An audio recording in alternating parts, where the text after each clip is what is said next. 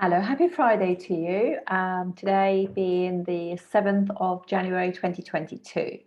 I thought I'd do some charts with Sun in the 8th, 9th, and 10th house. So the videos are available here or on YouTube for indicate, how it feels to have those placements. And we're just going to look at some examples now to actually see. These are people we both might know, or we all might know. Okay, so very first one is Princess Diana. Princess Diana has Sun in the 8th house. So as you know, she didn't really have a very good relationship with her father. And so basically, she was strained from him for a bit because I think what happened was with her parents, they split up.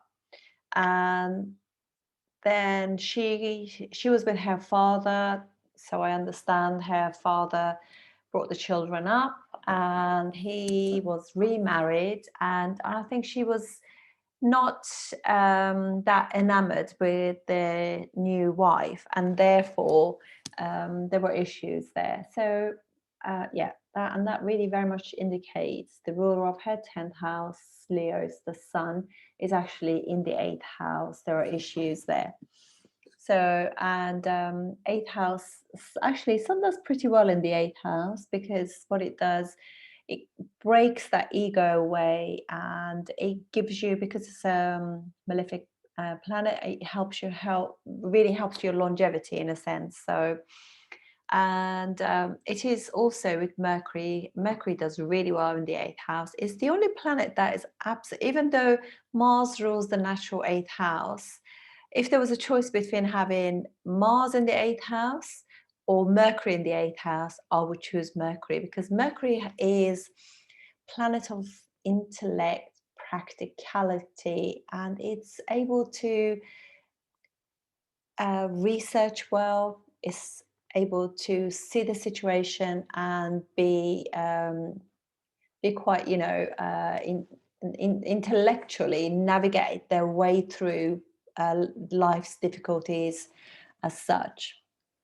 And it's a planet that's is flexible in its nature, so things to do in the 8th house can be quite difficult to navigate, but that's pretty good. So also the planets work well together there. So but she also didn't really have a very good career as such.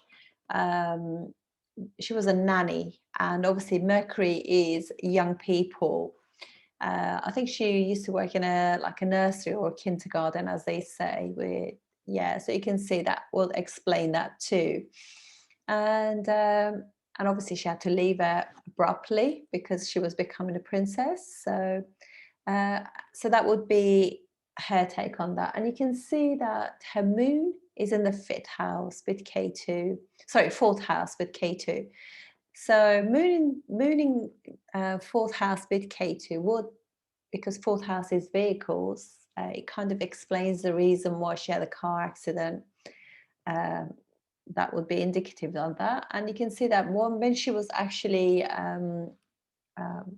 was conceived, the relationship between mum and dad was pretty good because it's trinal. So she was able to sustain, attract suitors as such. However, moon is chasing the sun. So she, like her mum, was more into not that saying the father wasn't into her, but it's always better if it's the other way around. The sun is chasing the moon, if you like, in a female's chart. So in that sense, you can see that the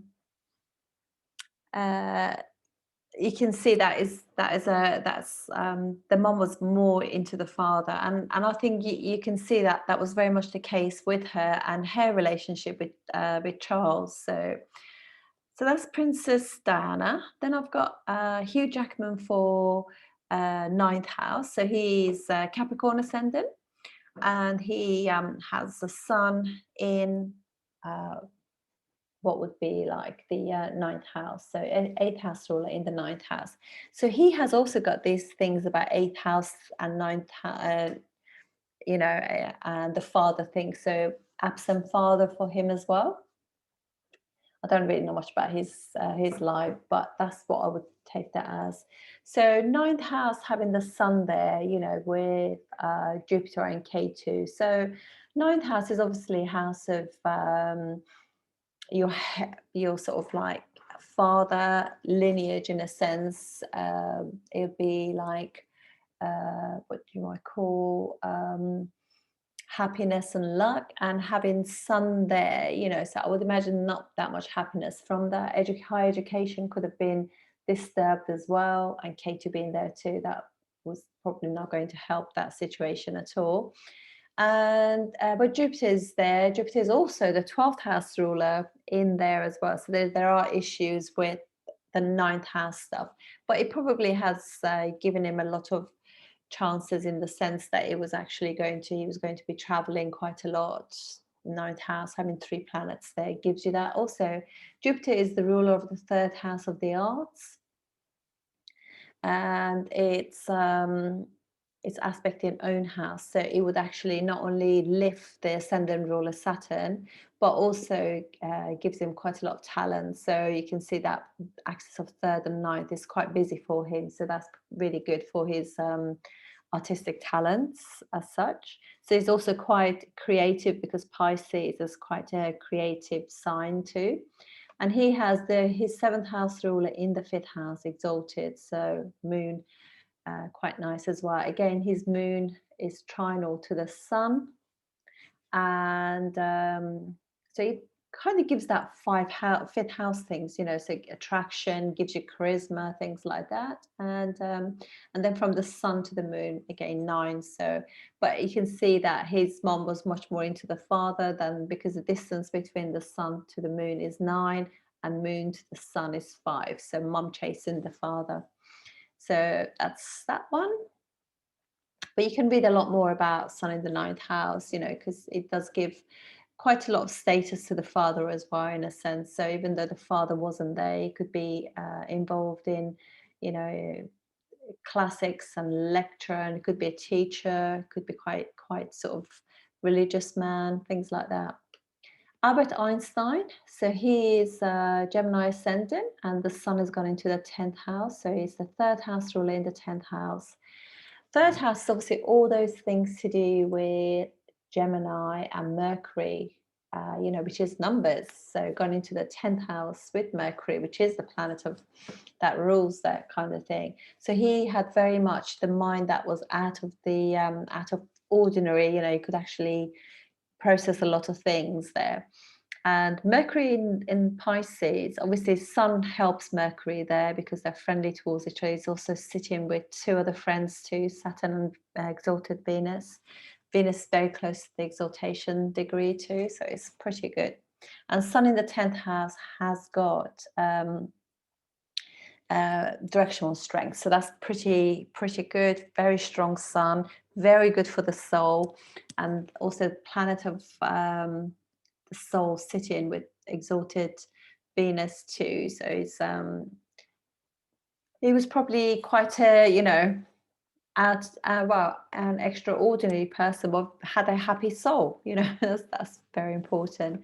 And again, look at that again. I didn't do this on purpose or anything like that, but sun there, gives him good focus in terms. But I mean, obviously, it's difficult because there are 4 planets there. But generally speaking, it's very good, very able to see things outside the box, because that's what Pisces is, out of box situations. And he's very much committed to his talents, his karma on the world, which is 10th house, and career.